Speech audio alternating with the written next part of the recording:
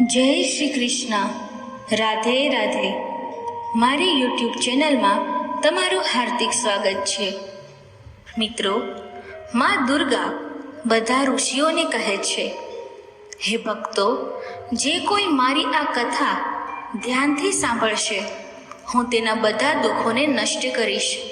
જે કોઈ આ કથાનો પ્રચાર કરશે, તેના કરોડો પાપોનો નાશ થશે અને તેને સુખ અને સમૃદ્ધિ મળશે. સાથીઓ, વૈદિક પંચાંગ અનુસાર 3 ઓક્ટોબરથી શારદીય નવરાત્રિ શરૂ થઈ ગઈ છે. આ તહેવાર વિશ્વની માતા આદિશક્તિ માં દુર્ગાને સમર્પિત છે. નવરાત્રિ દરમિયાન દેવી દુર્ગાના 9 સ્વરૂપોની પૂજા કરવામાં આવે છે. તેમાં કોઈ શંકા નથી. મિત્રો, દેવી ભાગવત પુરાણમાં નવરાત્રિ સાથે સંકળાયેલ મહાન વ્રત કથાનું વર્ણન કરવામાં આવ્યું છે. જે પણ આ કથાને એકવાર ધ્યાનથી સાંભળે છે, તેના કરોડો પાપ નાશ પામે છે. માતા રાણીની કૃપાથી તેને સંપત્તિ, અનાજ, પુત્રની પ્રાપ્તિ અને સમૃદ્ધિ મળે છે. એટલા માટે દરેક બુદ્ધિશાળી માણસે નવરાત્રિની આ કથા ધ્યાનથી સાંભળવી જોઈએ. જે પણ આ કથા સાંભળે છે, તેનું વર્ણન કરે છે અને તેનો પ્રચાર કરે છે, તે ક્યારેય અધોગતિ પામતા નથી. ચાલો તમને નવરાત્રિના ઉપવાસની મહાન કથા જણાવીએ. એક સમયની વાત છે, જ્યારે દેવ ઋષિ નારદ હાથમાં વીણા લઈને કૈલાશ પર્વત ઉપર પહોંચ્યા. ત્યારે ભગવાન શિવ કૈલાશ ઉપર ધ્યાન ધરી રહ્યા હતા.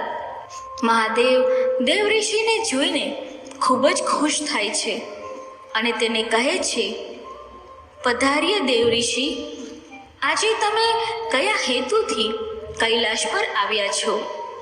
દેવ ઋષિ કહે છે, હે ભગવાન, હું તમારી પાસે નવરાત્રિના ઉપવાસની મહાનતા સાંભળવા માટે આવ્યો છું. આ ઉપવાસનું ફળ શું છે? આ ઉપવાસની પદ્ધતિ શું છે? અને આ ઉપવાસના નિયમો શું છે? મહેરબાની કરીને મને આ બધી બાબતોનું જ્ઞાન આપો. મહાદેવ કહે છે, હે દેવ ઋષિ, તમે આજે એક ખૂબ જ મહત્વનો પ્રશ્ન પૂછ્યો છે. તમારા માધ્યમથી આખું વિશ્વ આ ઉપવાસનું મહત્વ જાણશે. તેથી ધ્યાનથી સાંભળો. આજે હું તમને આ ઉપવાસનું મહત્વ અને આ ઉપવાસ કરવાની પદ્ધતિ અને નિયમો પણ જણાવી રહ્યો છું. પરંતુ તે પહેલાં ચાલો હું તમને નવરાત્રિના ઉપવાસની એક મહાન કથા કહું છું. જે પણ આ કથા સાંભળે છે, તેના બધા પાપો નાશ પામે છે. તેની ગરીબી પણ નાશ પામે છે. તેથી જ તમે આ કથાને ધ્યાનથી સાંભળો અને પૂરા દિલથી તેનો પ્રચાર કરો. દેવ ઋષિ કહે છે, ભગવાન, કૃપા કરીને મને તે કથા કહો. હું તેને ધ્યાનથી સાંભળીશ અને તેનો પ્રચાર પણ કરીશ. પછી ભગવાન શિવ દેવ ઋષિ નારદને કથા કહેવાનું શરૂ કરે છે. દેવ ઋષિ, એ ભૂતકાળની વાત છે. કૌશલ નામના દેશમાં સુશીલ નામનો એક વૈશ્ય હતો. તે ખૂબ જ ગરીબ હતો અને ખૂબ જ મોટા પરિવાર સાથે રહેતો હતો. તે વૈશ્યને ઘણા બાળકો હતા, જે કોઈ કામ કરતા ન હતા અને પૈસાની અછતને કારણે હંમેશા દુઃખી રહેતા હતા. તેમની પાસે કામ કરવા માટે ઉદ્યોગ નહોતો. રાત્રે જે પણ ભોજન ઉપલબ્ધ હોય, તે વૈશ્ય પોતાના બાળકોને ખવડાવતો અને જે પણ બચી જતું તે પોતે ખાતો હતો. આખો પરિવાર આખો દિવસ ભૂખ્યો રહેતો અને રાત્રે થોડો જ ખોરાક ખાવા મળતો હતો. આમ વૈશ્ય પોતે ભૂખ્યા રહીને આખો દિવસ કામ કરીને પોતાના પરિવારનું ભરણ પોષણ કરતો હતો. તે સ્વભાવથી ખૂબ જ શુદ્ધ અને સૌમ્ય, એક પવિત્ર માણસ, સત્યવાદી અને ધીરજવાન હતો. તે દરરોજ દેવતાઓ અને પિતૃઓની પૂજા કરતો હતો. તે તેના દરવાજા પર આવતા મહેમાનોની સેવા કરતો હતો અને દરેકને ખવડાવ્યા પછી જે બાકી રહેતું તેમાંથી તે પોતાનું ગુજરાન ચલાવતો હતો. થોડા સમય પછી એક વિદ્વાન બ્રાહ્મણ સુશીલના ઘરે આવ્યો. બ્રાહ્મણે કહ્યું, હે પુત્ર, તમારી આસપાસમાં એવી ચર્ચા છે કે તમે એક મહાન પરોપકારી છો. તમે મહેમાનોનું પ્રેમથી સ્વાગત કરો છો. તેથી જ હું તમારી પાસે આવ્યો છું. મહેરબાની કરીને અચકાશો નહીં અને તમને જે પણ શંકા હોય તે પૂછો. પછી વૈશ્ય કહે છે, હે બ્રાહ્મણ દેવ, કૃપા કરીને મને જણાવો કે મારી ગરીબીનો નાશ કેવી રીતે થઈ શકે છે. આ ગરીબીને કારણે હું મારા પરિવારનું ભરણ પોષણ કરી શકતો નથી. હે બ્રાહ્મણ દેવ, મને ધનની ઈચ્છા નથી, પણ હું તમારી પાસે આવો ઉપાય માંગુ છું કે જેથી મારા બાળકોની ભૂખ સંતોષાય. મારા દીકરાઓ અને દીકરીઓ ભૂખથી પીડાય છે અને ભોજન માટે ખૂબ રડે છે, અને મારા ઘરમાં પૂરતું ભોજન પણ નથી કે હું તેમને પેટ ભરીને ભોજન આપી શકું. આજે હું મારા રડતા બાળકોને ઘરની બહાર કાઢી દીધા છે અને તેઓ ક્યાંક ચાલ્યા ગયા છે. તેથી મારું હૃદય દુઃખની આગમાં બળી રહ્યું છે. પૈસાની ગેરહાજરીમાં મારે શું કરવું જોઈએ? મારી દીકરી પણ લગ્ન માટે લાયક બની ગઈ છે. કન્યાદાનનો સમય પણ પસાર થઈ રહ્યો છે. હે બ્રાહ્મણ દેવ, તેથી જ હું ચિંતિત છું. હે ભગવાન, તમે એક વિદ્વાન છો. તમે મને કેટલાક કોઈક ઉપાયો જણાવો જેથી હું મારા પરિવારનું પાલન કરી શકું. કૃપા કરીને તમારા જ્ઞાનના બળ પર વિચાર કરીને મને કોઈ ઉકેલ જણાવો. આ રીતે વૈશ્ય દ્વારા વિનંતી કરવામાં આવતા બ્રાહ્મણે ખૂબ ખુશીથી વૈશ્યને કહ્યું, હે વૈશ્ય, હું તમારા દુઃખનું કારણ સમજી ગયો છું. હવે તમે નવરાત્રિના ઉપવાસની વિધિ કરો, જેમાં તમે ભગવતીની પૂજા કરો, દેવીના મંત્રોનો જાપ કરો. તેનાથી તમારા બધા કાર્યો પૂર્ણ થશે. તમારી ગરીબીનો નાશ થશે. આ પૃથ્વી પર નવરાત્રિનું વ્રત જેવું પવિત્ર બીજું કંઈ નથી. આ વ્રત હંમેશા જ્ઞાન અને મોક્ષ આપે છે, સુખ અને સમૃદ્ધિમાં વધારો કરે છે અને દુશ્મનોને સંપૂર્ણ રીતે નાશ કરે છે. વનવાસ દરમિયાન શ્રી રામે દેવી સીતાના અલગ થવાથી ખૂબ જ દુઃખી થયા. બાદ કિષ્કિંધા પર્વત પર આ વ્રત કર્યું હતું.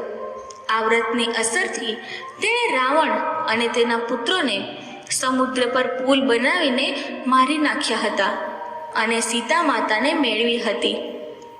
મહાદેવ કહે છે, હે દેવઋષિ, આ રીતે બ્રાહ્મણે વૈશ્યને નવરાત્રિના વ્રતનું મહત્વ સમજાવ્યું, જે સાંભળીને વૈશ્ય ખૂબ ખુશ થયા અને તેમણે તે બ્રાહ્મણને પોતાના ગુરુ તરીકે સ્વીકાર્યા અને તેમની પાસેથી દેવીનો મંત્ર લીધો. તે પછી તે વૈશ્યએ સંપૂર્ણ ભક્તિ સાથે નવરાત્રિ દરમિયાન તે મંત્રનો જાપ કર્યો અને ઘણી પદ્ધતિઓ અને ઉપાયોથી ભગવતીની પૂજા કરી. આ રીતે વૈશ્યએ 9 વર્ષ સુધી નવરાત્રિનો ઉપવાસ રાખ્યો. પછી 9મા વર્ષના અંતે અષ્ટમી તિથિએ મધ્યરાત્રિએ મા દુર્ગા તે વૈશ્યને દેખાયા અને કહ્યું, પુત્ર, હું તમારી ભક્તિ અને પૂજાથી ખૂબ જ પ્રસન્ન છું. જ્યારે વૈશ્યએ માતા દુર્ગાને પોતાની સામે જોઈ ત્યારે તેમના અંગો ધ્રુજવા લાગ્યા. તેની આંખમાં આંસુ આવી ગયા. જ્યારે વૈશ્યએ મા દુર્ગાનું તે અદ્ભુત દિવ્ય સ્વરૂપ જોયું ત્યારે તે આનંદથી અભિભૂત થઈ ગયો. પછી વૈશ્યએ માતાને નમન કર્યું અને કહ્યું, હે માતા, હું તમારા દર્શનથી ધન્ય થઈ ગયો છું. માતા, તમારા દર્શન ખૂબ જ દુર્લભ છે. તમે ખરેખર ત્રિલોક સુંદરી છો, સર્વશક્તિમાન, આખા વિશ્વની માતા છો. તમે મારા જેવા સામાન્ય ભક્તને દર્શન આપીને ખૂબ મોટી કૃપા કરી છે. હે માતા, હવે મારા મનમાં કોઈ ઈચ્છા નથી. મારા બધા દુઃખો તમારા દર્શનથી દૂર થઈ ગયા છે. માં, મારા પર એટલી દયા કરો કે મારા દીકરાઓ અને દીકરીઓને પૂરતું ભોજન મળે, જેથી તેમને કાયમ માટે ભૂખ્યા ન સૂવું પડે. ત્યારે માતા દુર્ગાએ કહ્યું, હે વત્સ, તમારી બધી ગરીબી હવે ખતમ થઈ જશે. તમારું ઘર સંપત્તિથી ભરાઈ જશે અને તમારા પરિવારની બધી જ સમસ્યાઓનો અંત આવશે. તમારા બાળકોને પણ સારું ભવિષ્ય મળશે અને તમારી દીકરીના લગ્ન પણ જલ્દી થઈ જશે. તમારી પેઢીઓ સુખ અને સમૃદ્ધિથી ભરેલી રહેશે. આ કહીને દેવી દુર્ગા એટલી પ્રબળ થઈ ગઈ કે ક્ષણે ક્ષણે સુશીલ વેશ્યનું ઘર પ્રકાશથી ભરાઈ ગયું અને તેમની ગરીબી દૂર થઈ ગઈ. ટૂંક સમયમાં જ તેમના નાના ઘરની જગ્યાએ એક વિશાળ મહેલ બની ગયો. તે મહેલ સોનાના મણકા અને કિંમતી રત્નોથી ભરેલો હતો. તેના બધા બાળકો ખુશ અને સંતુષ્ટ થઈ ગયા. સુશીલ પાસે હવે માત્ર તેના પરિવાર માટે જ ભોજન નહોતું, પરંતુ તે અન્ય લોકોને પણ મદદ કરી શકતો હતો. સમય પસાર થયો અને સુશીલ વેશ્યની દીકરીનું ધામધૂમથી લગ્ન થયું. સુશીલ વેશ્યએ પોતાની ભક્તિ અને આદર ક્યારેય છોડ્યા નહીં અને મા દુર્ગાનો આભાર વ્યક્ત કરવાનું ચાલુ રાખ્યું. તેમનું જીવન હવે આનંદ અને સમૃદ્ધિથી ભરેલું હતું. તેમના પરિવારે પણ મા દુર્ગા પ્રત્યે ભક્તિ અને સમર્પણ અપનાવ્યું અને તેઓ બધાએ માતાના આશીર્વાદથી સુખી જીવન જીવવાનું શરૂ કર્યું. ભગવાન શિવ આગળ કહે છે, હે નારદ મુનિ, હવે હું તમને એક બીજી કથા સંભળાવું છું. તમે ધ્યાનથી સાંભળજો. એક નાનકડું ગામ હતું અને એ નાનકડા ગામની અંદર એક ગોવાળિયો રહેતો હતો. એ ગોવાળિયો અને ગોવાળિયાની પત્ની બે માતાજીના પરમ ભક્ત હતા. માતાજીની સેવા પૂજા કરતા અને માતાજીની આરાધના કરતા હતા. ગોવાળિયો આખો દિવસ ગાયો ચરાવવા જાય અને એની પત્ની ઘરે પૂજા પાઠ કરે અને માતાજીની આરાધના કરે. ઘરના કામ કરી અને પોતાનું ગુજરાન ચલાવે છે. આ ગોવાળિયો વનવગડાની અંદર ગાયો ચરાવતો. એક દિવસ તે ગાયો ચરાવતો હતો ત્યારે તેણે જોયું કે એની ગાયો સાથે એક બીજી ગાય હતી.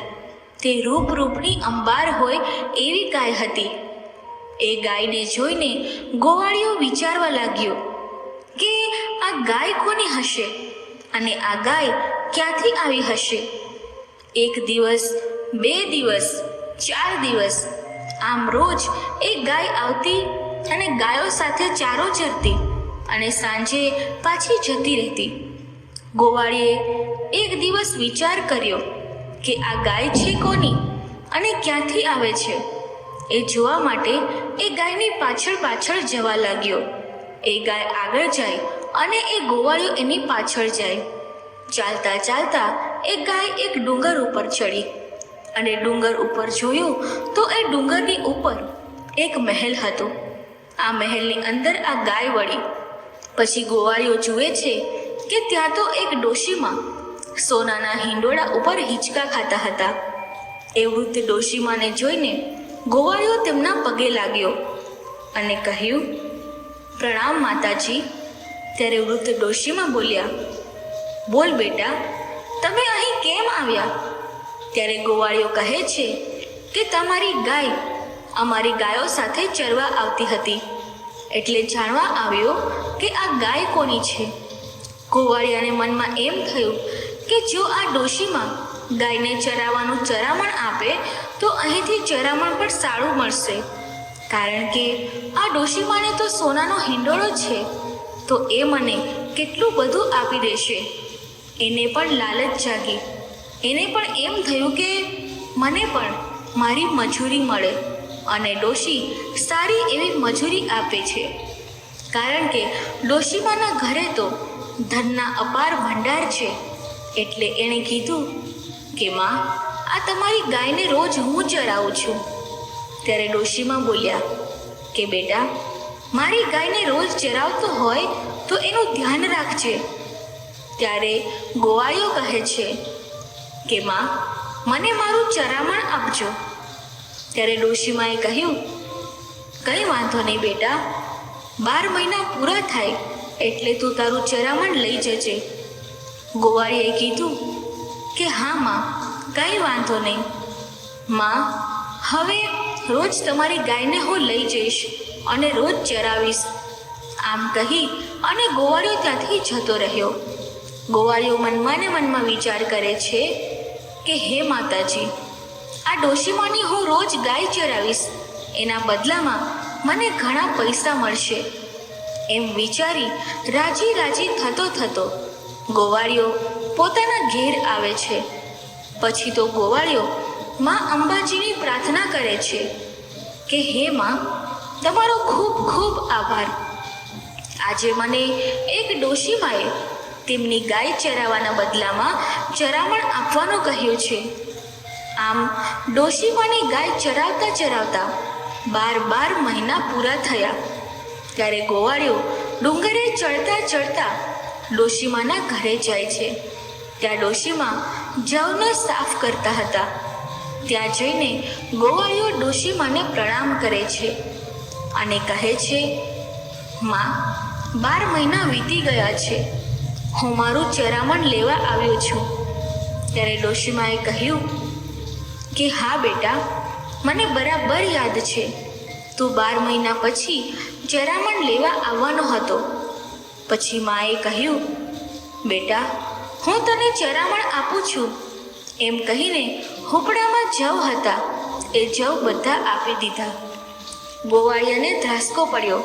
ગોવાળિયો વિચાર કરવા લાગ્યો કે આ શું, ડોશીમા મને આ શું આપે છે? આના ઘરમાં ધનના ભંડાર ભરેલા છે, આના ઘરમાં આટલું બધું છે તો મને ફક્ત આ જુવાર આપે છે. આ ડોશી તો ખૂબ જ લોભી નીકળી. આવું મનમાં વિચારી જુવારની થેલી લઈને એ ડુંગર ઉતરવા લાગ્યા અને મનમાં ને મનમાં વિચારવા લાગ્યા કે આ ડોશીમાની ગાય ન ચરાવી હોત તો સારું રહેત. ડુંગર ઉતરતા ઉતરતા તેણે બધા જુવાર થેલીમાંથી ફેંકી દીધા અને ખાલી થેલી લઈ ડુંગર ઉતરી ગયો. જ્યારે તે ઘરે આવ્યો ત્યારે ગોવાળિયાની ઘરવાળીએ કીધું, સાંભળો, થોડું જમી લો. ત્યારે ગોવાળિયાએ કીધું, મને આજે ભૂખ નથી. ત્યારે એની પત્ની આવીને કહે છે કે સ્વામી, શું વાત છે? આજે તમે ખૂબ જ ચિંતામાં લાગો છો. ત્યારે ગોવાળિયાએ કહ્યું કે મને એમ હતું કે આપણા બાપ દાદા જેની ગાયો ચરાવતા હતા એ ડોશીમાં મને તો કંઈ ના આપ્યું. ત્યારે પત્નીએ કહ્યું કે કોણ ડોશીમાં? કયા ડોશીમાની વાત કરો છો? ત્યારે ગોવાળિયો કહે છે, અરે આ જે ડુંગર ઉપર એક ડોશીમાં છે અને એ સોનાના હિંડોળા ઉપર હિંચકા ખાતા હતા. એમની ગાય આપણી ગાયો સાથે ચરવા આવતી હતી. હું એને ચરાવતો હતો. ડોશીમાએ મને એનું ચરામણ આપવાની વાત કરી હતી. તો 12 મહિના થઈ ગયા અને હું ચરામણ માંગવા ગયો અને એમાં એવું થયું કે એમણે મને જવ આપી દીધા. ખૂબ જ કંજૂસ ડોશીમાં છે. આટલી કંજૂસ આ દુનિયામાં કોઈ નહીં હોય. પત્નીએ કીધું કે તમે કોની વાત કરો છો? આપણા કોઈ બાપ દાદાએ કોઈની ગાયો ચરાવી નથી અને ત્યાં કોઈ ડોશીમાં નથી, ત્યાં કોઈ મહેલે પણ નથી કે ત્યાં કોઈ સોનાનો હિંડોળો પણ નથી. તમે આ શું વાત કરી રહ્યા છો? પછી પત્નીએ કહ્યું, લાવો બતાવો ડોશીમાએ શું આપ્યું છે. પત્ની બહુ હોશિયાર હતી. એણે જોયું તો થેલીની અંદર જે જુવાર ચોંટી ગઈ હતી એ સોના મોહર થઈ ગઈ હતી. પત્નીએ કહ્યું, અરે આ જુઓ, આ જુવાર નથી, આ તો સોનાની જુવાર છે. આ જુઓ, 2-4 જુવાર જે ચોંટી રહી હતી એ મેં જોઈ તો એ તો સોના મોહર જેવી લાગે છે.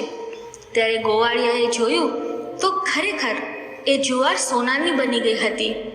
ત્યારે તેની આંખોમાંથી આંસુ વહી નીકળ્યા અને કહેવા લાગ્યો, માએ મને સાક્ષાત દર્શન આપ્યા અને હું માને ઓળખી ન શક્યો અને મેં મા વિશે કેવા કેવા શબ્દો કહ્યા મેં માં, મારી ભૂલ થઈ ગઈ, મને માફ કરી દો, એમ કહી ગોવાળિયો દોડવા લાગે છે. પત્ની પણ એની પાછળ દોડે છે અને માં કહેતા કહેતા ડુંગર ચડવા લાગે છે.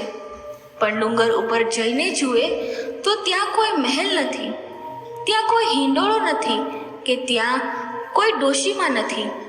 ત્યાં તો ફક્ત વેરાન પથ્થરથી ભરેલી જમીન હતી.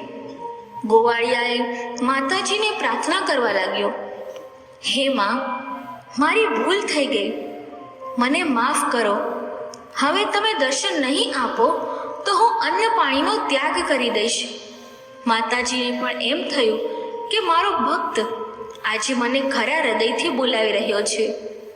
મિત્રો, કોઈ પણ વસ્તુ તમે યાદ રાખજો કે ખરા હૃદયથી તમે કોઈ પણ દિવ્ય શક્તિને યાદ કરો છો અને એ દિવ્ય શક્તિ 24 કલાકની અંદર તમારા ઘરે આવી જાય. તમે જો હૃદયથી એક વખત માનું નામ લેશો, સાહેબ, તમને એમ અહેસાસ થઈ જશે કે ના, આ દુનિયામાં કોઈ તો દિવ્ય શક્તિ છે જે ગમે તે રીતે, અલૌકિક રીતે તમારું કામ કરી નાખે છે. ગોવાળિયાની હૃદયની ભાવના જોઈ માં અંબાજી પોતે સાક્ષાત સિંહ સવારીમાં પ્રગટ થયા. માતાજીને જોઈને આ બંને દંપતી સાષ્ટાંગ પ્રણામ કરે છે અને કહે છે, હે માં, અમારી ભૂલ થઈ ગઈ, અમને માફ કરી દો. અમને કંઈ ખબર ન પડી અને અમારી ભૂલ થઈ ગઈ માં, અમને માફ કરી દો. માં કહે છે કે બેટા, હું તારી ભક્તિથી પ્રસન્ન છું. હે દીકરા, તને શું જોઈએ છે? ત્યારે ગોવાળિયો અને એની પત્ની એટલું જ માંગે છે કે માં, અમારે હવે કંઈ જોઈતું નથી, અમને જન્મો જન્મની તમારી ભક્તિ આપજો. પછી માતાજીએ તથાસ્તુ કહી અને માં અંતર ધ્યાન થઈ ગયા. આ પતિ પત્ની માની જય બોલાવતા ધીરે ધીરે આનંદમાં ઉતરતા ઉતરતા ઘરે જાય છે અને માતાજીની ભક્તિ કરે છે અને માતાજીનો પાઠ કરે છે, માતાજીનું સ્મરણ. અને એમ કહેવાય છે કે અંતે પતિ પત્ની વૈકુંઠને પ્રાપ્ત કરે છે. તો બોલો અંબે માતની જય, બોલો નવદુર્ગા માતાની જય. ભગવાન શિવ કહે છે, હે દેવ ઋષિ, આ રીતે મેં તમને નવરાત્રિના ઉપવાસની મહાન કથા કહી છે. આ કથા સાંભળીને જ નવરાત્રિનો ઉપવાસ સફળ થાય છે. જે લોકો નવરાત્રિ દરમિયાન ઉપવાસ કરી શકતા નથી તેમના માટે 3 દિવસનો ઉપવાસ ફળદાયી હોવાનું પણ કહેવાય છે. માત્ર સપ્તમી, અષ્ટમી અને નવમીની 3 રાતોમાં દેવીની પૂજા કરવાથી બધા ફળો સુલભ બને છે. નવરાત્રિનો ઉપવાસ હવન, કુમારી પૂજા અને બ્રાહ્મણ ભોજન કરીને પૂર્ણ થાય છે. આ ધરતી પરના જગતમાં તમામ પ્રકારના ઉપવાસ અને દાન આ નવરાત્રિના ઉપવાસ સમાન નથી, કારણ કે આ ઉપવાસ હંમેશા ધન, સુખ, સંતાનમાં વૃદ્ધિ, જીવન અને સ્વાર્થ, સ્વર્ગ અને મોક્ષ આપશે. વિદ્યાધન અથવા પુત્ર, આમાંથી જે પણ માણસ ઈચ્છે છે તેણે આ શુભ દિવસનું ધાર્મિક પાલન કરવું જોઈએ અને કલ્યાણ ઉપવાસ કરવો જોઈએ. આ વ્રતની વિધિ કરવાથી જે વ્યક્તિને જ્ઞાનની ઈચ્છા હોય તેને તમામ જ્ઞાન મળે છે અને જે રાજા તેના રાજ્યથી વંચિત હોય તેને તેનું રાજ્ય ફરીથી મળે છે. જેમણે અગાઉના જન્મમાં આ ઉત્તમ વ્રત કર્યું નથી તેઓ આ જન્મમાં ગરીબ અને નિસંતાન છે. જે મહિલાઓ વિધવા છે અથવા તેમની પાસે પૈસા નથી તેમના વિશે એવું માનવું જોઈએ કે તેઓએ અગાઉના જન્મમાં આ વ્રત કર્યું ન હોવું જોઈએ. જે પુરુષે વિશ્વના શ્રેષ્ઠ શાશ્વત અને કલ્યાણ સ્વરૂપ ભગવતીની પૂજા ન કરી હોય, જે સિદ્ધિઓ આપે છે, જે દુઃખ અને દુઃખનો નાશ કરે છે, તે હંમેશા આ પૃથ્વી પર અનેક પ્રકારની વેદનાઓથી પીડાય છે. હે દેવ ઋષિ, હવે હું તમને આ ઉપવાસ સંબંધિત નિયમો જણાવું છું. નવરાત્રિનો ઉપવાસ ત્યારે શરૂ થાય છે જ્યારે વ્યક્તિ નિશ્ચય અને શુદ્ધ હૃદય સાથે ઉપવાસ કરવાનો સંકલ્પ કરે છે. આ સંકલ્પ એ યાત્રાની શરૂઆત છે જે વ્યક્તિને દેવી દુર્ગાની કૃપા સુધી લઈ જાય છે. જ્યારે કોઈ વ્યક્તિ દેવી દુર્ગાની પૂજા કરવા માટે ઉપવાસ કરવાનો સંકલ્પ કરે છે ત્યારે તેણે પોતાનું મન અને શરીર શુદ્ધ રાખવું જોઈએ. શુદ્ધતા એ માત્ર બાહ્ય જ નહીં પણ મનની આંતરિક શુદ્ધતા પણ છે. તેથી જ ઉપવાસની શરૂઆત વ્રતથી થાય છે, જેમાં વ્યક્તિ પોતાની જાતને દેવી દુર્ગાના ચરણોમાં સમર્પિત કરે છે. ઉપવાસ દરમિયાન ભોજનનું વિશેષ ધ્યાન રાખવામાં આવે છે. માત્ર શુદ્ધ આહાર લેવો જોઈએ અને તામસિક પદાર્થો વગરનો ખોરાક જ લેવો જોઈએ. જો કોઈ વ્યક્તિ આખા 9 દિવસ ઉપવાસ કરી શકે તો તે શ્રેષ્ઠ માનવામાં આવે છે.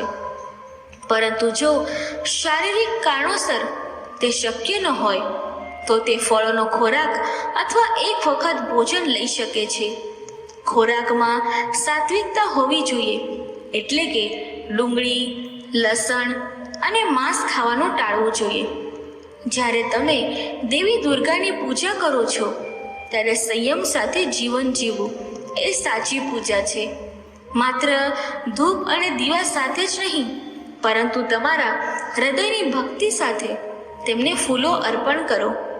લાલ ફૂલો દેવીને ખાસ કરીને પ્રિય હોય છે, તેથી તેમની પૂજામાં લાલ ફૂલો ચડાવવાનું શ્રેષ્ઠ છે.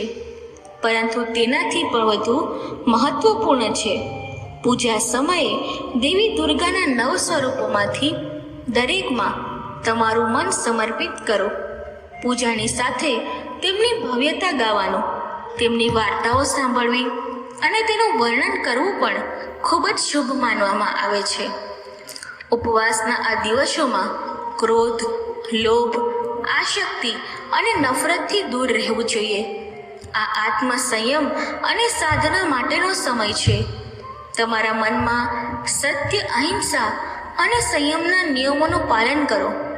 આ સમય દરમિયાન તમારા શબ્દો અને કાર્યોથી કોઈના હૃદયને દુઃખ ન પહોંચાડો. આ ઉપવાસ માત્ર શરીરને નુકસાન પહોંચાડવાનો નહીં, પરંતુ આત્માને શુદ્ધ કરવાનો સમય છે. જેટલું વધુ તમે તમારા મન અને હૃદયને શુદ્ધ રાખશો, એટલું જ વધુ દેવી દુર્ગાની કૃપા તમારા ઉપર વરસી જશે. ભગવાન શિવ કહે છે, હે નારદ, ધ્યાન પણ આ ઉપવાસનો અભિન્ન ભાગ છે.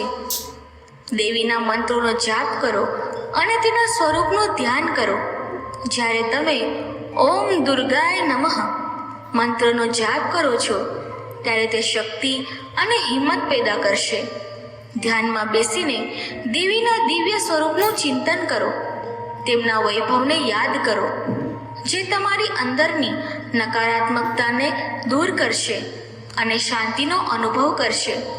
જ્યારે નવરાત્રિના છેલ્લા દિવસો આવે છે ત્યારે દેવીની કૃપા મેળવવા માટે છોકરીઓની પૂજા કરવી ખૂબ જ મહત્વપૂર્ણ છે. છોકરીઓને દેવીનું સ્વરૂપ માનવામાં આવે છે, તેથી 9 છોકરીઓને આમંત્રિત કરો અને તેમની સેવા કરો. તેમને ખવડાવો, તેમના પગ ધોવો અને તેમના આશીર્વાદ લો. આ પૂજા તમારી સાધનાને પૂર્ણતા તરફ દોરી જશે. અને હા, આ ઉપવાસ દરમિયાન તામસિક આહારથી દૂર રહેવું જોઈએ. માંસ, દારૂ અને તામસિક વસ્ત્રોથી અંતર રાખવું જોઈએ.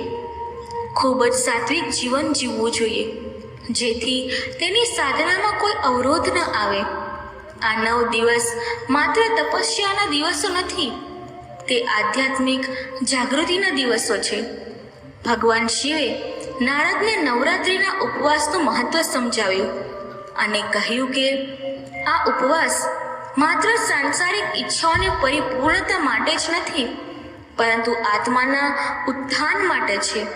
જે આ ઉપવાસને આદર અને ભક્તિ સાથે કરે છે, દેવી દુર્ગાની કૃપાથી તે તમામ પીડાઓથી મુક્ત થાય છે અને તેની બધી ઈચ્છાઓ પૂર્ણ થાય છે. તેથી હે નારદ, જે કોઈ પણ આ ઉપવાસની પ્રતિજ્ઞા લે છે તેણે આ સાધના શરીર, મન અને આત્માની સંપૂર્ણ શુદ્ધતા સાથે કરવી જોઈએ. સાથીઓ, નવરાત્રિ દરમિયાન માતાની પૂજા કરતી વખતે જો તમને લાગે કે માતાની મૂર્તિ તમારી તરફ સ્મિત કરી રહી છે અથવા માતા દુર્ગા હોઠ હલાવી રહ્યા છે, જો તમને અચાનક લાગે કે માતા દુર્ગા તમારી તરફ જોઈ રહી છે, તો તે ખૂબ જ શુભ સંકેત છે. જો તમે તમારા માથાને માતાના ચરણોમાં મૂકશો અને અચાનક તમારા પર એક ફૂલ પડશે, તો તે એક નિશાની છે કે માતા તમારી ભક્તિથી ખૂબ ખુશ છે. સાથીઓ, નવરાત્રિમાં જો કોઈ લાલ કપડાં પહેરેલી છોકરી તમારા ઘરે આવે અને તમારું મન તે છોકરીને જોઈને ખૂબ જ ખુશ થાય, તો તે ખૂબ જ શુભ સંકેત છે. તમારે તે છોકરીને કંઈક ભેટ આપવી જોઈએ. તે મા દુર્ગા છે જે તમને તે છોકરીના રૂપમાં સંકેત આપી રહી છે. અને જો તમે તમારા સપનામાં નવરાત્રિ દરમિયાન કોઈ એવી છોકરી જોશો જે તમારી તરફ વારંવાર સ્મિત કરી રહી છે, તો તમારે સમજવું જોઈએ કે મા તમારી ભક્તિથી ખૂબ ખુશ છે અને હવે તમારા જીવનમાંથી ખરાબ સમય સમાપ્ત થવાનો છે. ત્રીજું ચિહ્ન, જો તમે સપનામાં માતાના પદ ચિહ્નો જોશો અને તમે તેમના પદ ચિહ્નોને અનુસરીને આગળ જઈ રહ્યા છો, પરંતુ તમને માતા દુર્ગા ક્યાંય દેખાતી નથી. જો તમે સપનામાં તમારી માતાને શોધવા માટે અહીં ત્યાં દોડી રહ્યા છો, તો પણ આ એક શુભ સંકેત છે. જો તમે પણ આવું જ સપનું જોશો, તો તમારા દુઃખનો અંત આવી જશે. ઘરમાં જો કોઈ બીમાર હશે, તો તે પણ સંપૂર્ણ રીતે સ્વસ્થ થઈ જશે. ચોથી નિશાની મિત્રો, જો તમે મા દુર્ગાની આરતી અથવા આરાધના કરી રહ્યા છો અને તમે માતાની ભક્તિમાં સંપૂર્ણ રીતે ડૂબી ગયા છો અને અચાનક તમારી આંખોમાંથી આંસુ આવવા લાગે છે, તો તમારા મનમાં એક વિચિત્ર લાગણી આવે છે જે તમે સમજી શકતા નથી, તો આ માતાની નિશાની છે. માતા તમારા હૃદયમાં પ્રવેશી ગઈ છે અને હવે તમારી દરેક ઈચ્છા અવશ્ય પૂર્ણ થશે.